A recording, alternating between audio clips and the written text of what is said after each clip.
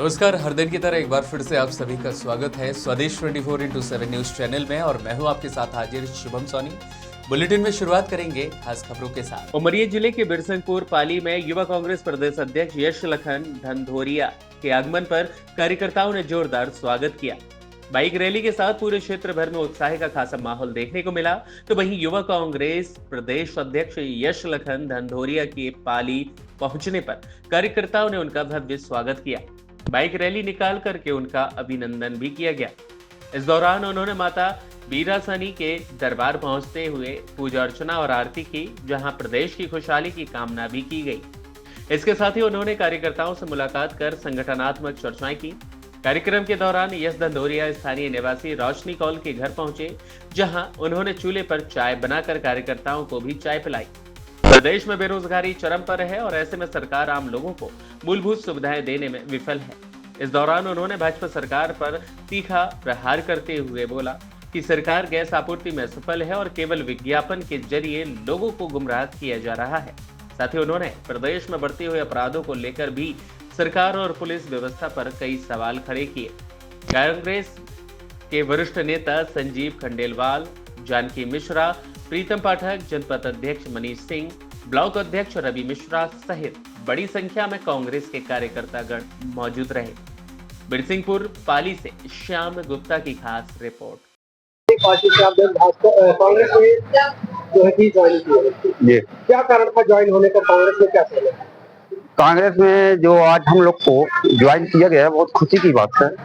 आम आदमी से हम पहले प्रत्याशी थे, वार्ड नंबर 12 से राखी राठौर जो मेरे मिसेज हैं, उन्होंने चुनाव भी लड़ी है और उनको कुछ समझ के बाहर था आम आदमी पार्टी की, इसलिए वो कांग्रेस पार्टी में ज्वाइन। क्या कुछ काम करेंगे कांग्रेस के जाने से? क्या कुछ करना चाहिए कांग्रेस के जहाँ भी जो भी हम खूब ताकतवर हैं।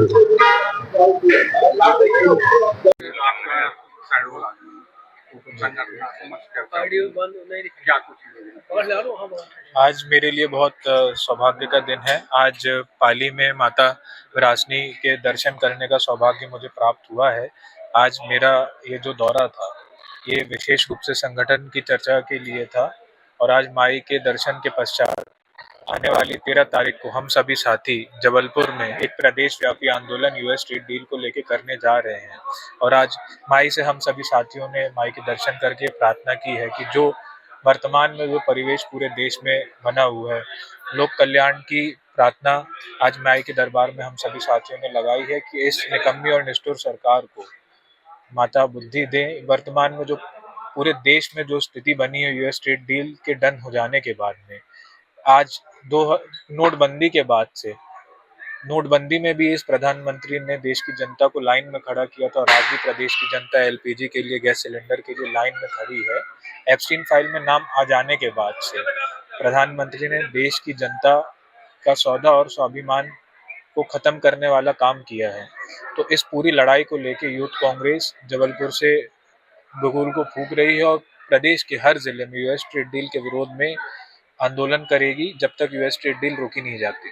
संजय गांधी ताप विद्युत परियोजना सरकार कहती है कि हम रोजगार उपलब्ध करा रहे हैं, यहाँ स्थानीय लोगों को नौकरी नहीं मिल पा रही। निश्चित रूप से जो वर्तमान में जो वर्तमान सरकार है, पिछले 25 साल से भाजपा की सरकार मध्य प्रदेश में, भाजपा की सरकार सिर्फ और सिर्फ हमारी जनता के साथ में छलावा करने का काम करती है।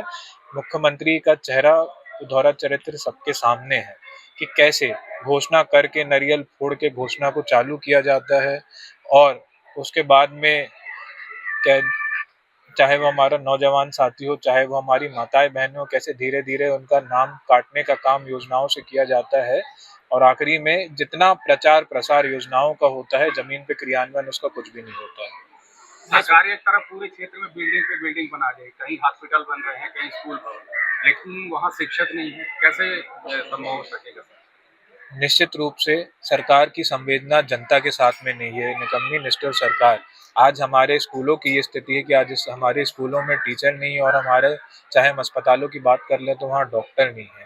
इससे साफ जाहिर होता है कि ये सरकार सिर्फ और सिर्फ विज्ञापन वाली सरकार है। जितना पैसा ये सरकार विज्ञापन में खर्च करती है पूरे प्रदेश का, आप अंदाजा लगाइए आज हमारे प्रदेश में जितना कर्जा है, आज बजट के बराबर हमारे प्रदेश का कर्जा, और निश्चित रूप से उसके बाद जो ये भ्रष्टाचार का आलम कमीशनखोरी की सरकार में बना हुआ है। आज एक पोस्टिंग के लिए आप किसी भी स्कूल का मामला देख ले, किसी भी प्राचार्य को कितना परेशान होना पड़ता है, किसी भी डॉक्टर को कितना परेशान होता है, ये निश्चित रूप से सरकार की मंशा को दर्शाती है। सरकार कहती है गैस भरपूर है, हमारे जिला प्रशासन कहता है कि हमारे पास गैस की कमी है, फिर भी डीएसी आने के बाद लोगों को गैस सिलेंडर नहीं मिलता है। निश्चित रूप से प्रधानमंत्री का संसद में पटल पे ये कह देना कि कोविड जैसी घटना के लिए हमें तैयार रहना पड़ेगा, ये कितना असंवेदनशील भाषण प्रधानमंत्री का संसद में था। आप अंदाजा लगाइए, उसके बाद से प्रतिदिन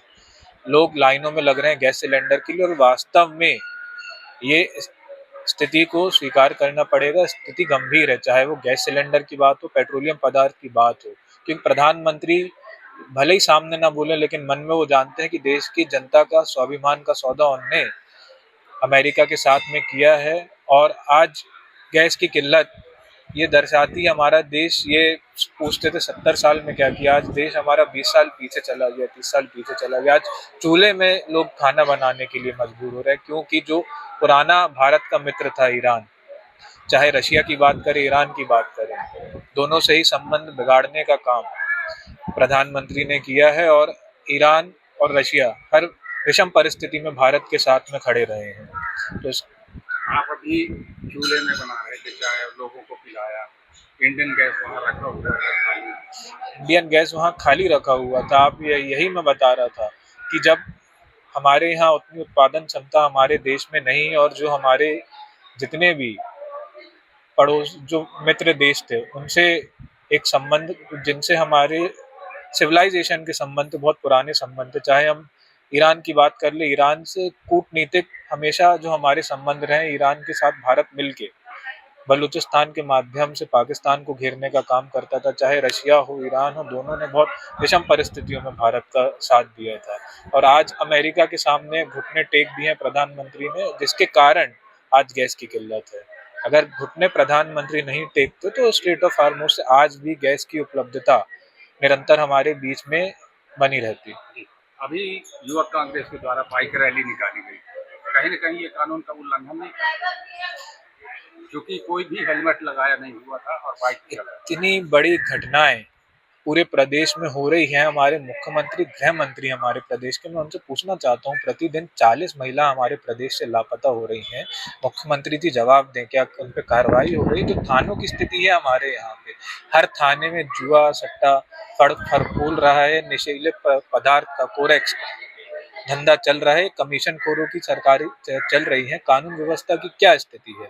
आप आम जनता को परेशान करने का काम करते हो कि हेलमेट नहीं लगाए, और कहीं जहां बड़ी घटना होती है वहां पुलिस प्रशासन 1 घंटे उपलब्ध नहीं होता, और ये निकम्मी सरकार उसका संज्ञान नहीं लेती है। इन दिनों सोशल मीडिया पे कॉलरी का एक वीडियो वायरल हो रहा है, जिसमें देखा जा रहा है कि जो मुरुम है तो मुरुम कोयले के साथ मिलाई जा रही है, उसको आपको क्या लगा? वही फिर कोयला की सप्लाई फिर प्लांटों में होता है, उसको लेकर निश्चित रूप से जब मैं सरकार की क्या प्रतिबद्धताएं ये दर्शाती है, सरकार सिर्फ और सिर्फ कमीशन खाने में चूर है।